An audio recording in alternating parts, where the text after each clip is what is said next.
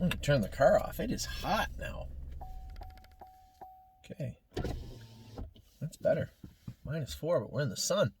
We're going to talk about the aged horses now. So, aged horses, we don't got a ton of them, but we got a ton of them that are racing better right now. Stonebridge Simba raced tonight. I didn't want to jinx him. Double jinx. Let's talk about the horses. Ale Sun, looks like, I was looking at the conditions last night, looks like next Saturday we're going to race her in the non-winners of... Now, they have a non-winners of 35,000, which she doesn't fit, but they open it up to non-winners of 3 or 35,000 yesterday. Today is Sunday. Last night they did at Flamborough Downs, and I'm hoping they'll do that again next week. Ale Sun is not at the top of her game just yet. From the qualifiers I saw, she's still got a lot to move forward with and has not yet. So Ale Sun, we're going to look for, hopefully she gets around Flamborough. Flamborough Downs Saturday night, next Saturday, hopefully again. A lot of hopes in next week. Hopefully they open the class up now. There's a 3 for her. Next is Brave World. Tim and I have been talking. Tim says, geez, he still fits a pretty high class. He's going to have pace 52. I'd like to train him really hard and race him here. He said if we look at it and say, I don't think he can do in this class, at that 5th start, so that would be 5 starts in a row with not a lot of money made, he'd come back to Ontario with no money on his card. So I think Tim's right in that account. Race the horse. If we're not happy with the showing of Brave World at the Meadows, then we'll bring him back home where he would start in the bottom class. I guess that makes sense. Canadian Titan, I think Carrie's been around 215, 218 with her or something. I continue to tell everybody, I think let's look at her on April 1st and see where she is. She'd be getting closer to the races at that point. But I've been very happy with her. Not only did she get a clean bill of health from the vet, but she looks really good on the track. Next is Compass Rose DC. I'm actually going to send Compass Rose DC back to Northfield Park. She's going to go to Jason's and train back down. Why wouldn't our trainer that we pay to train have Compass Rose DC to train back down? Tim's done a great job with her. She'll probably end up back at the Meadows at some point, but for now, makes more sense to have her at Northfield Park training down. Cavill Hanover's in tonight. I don't want to jinx him either. Cavill Hanover's in tonight, this afternoon at the Poconos. I don't know what time they start. I'm going to have to look into that. He races today at the Poconos. Qualified well for Irv Miller and his son Marcus. I assume Marcus is driving him again tonight, so we'll see how he makes out. Cruising in Style, 3rd, just beat at the wire and at Saratoga the other day. He's back in to go at the 4-hole this week, I'm told. Don't believe me, just watch. Is he not racing tonight? I don't think he is. Oh, yes, he is. Don't believe me, just watch in tonight or tomorrow sometime at Flamborough. He's in the straight class. I think it was easier last week. He's like 10-1 morning line this week.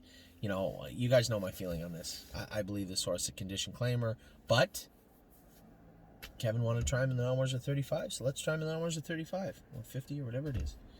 Globetrotting, got a short video of Globetrotting jogging the other day. Jason said she is enormous, which is so good.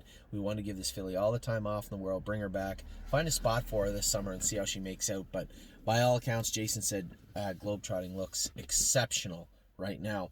Miss Brampton Beast, on rare occurrences, I almost throw my phone. Right? I curse a little bit sometimes, get angry, same as everybody, but rarely do I threaten violence towards my devices. And when I saw Aaron take her back to 9th, leaving the gate, I literally almost threw my phone. I was so mad. This is a filly that can't race from behind. She just won't race good from behind. And, to say she can't leave is false. She can. So to say she can is false. And then, especially when the 8 and 9 landed down 1-2, I was extremely angry at that point. Now, Aaron come off the track and said, oh, this filly's way better than the last time when I drove her at Northfield. She'll be good next week. Well, it doesn't really help this week, right? So what you're saying is you just went around to tell me that my horse will be all right next week. What happens if she draws 8 next week? It was, in my mind, a wasted start, and it really, really bothered me at the time. I'm over it. We got other things we have to worry about, but I was not happy with Miss Brampton Beast's drive. Nevertheless, Aaron wins 10 million races a year. Hopefully next week he'll put her in a spot where she can do some good.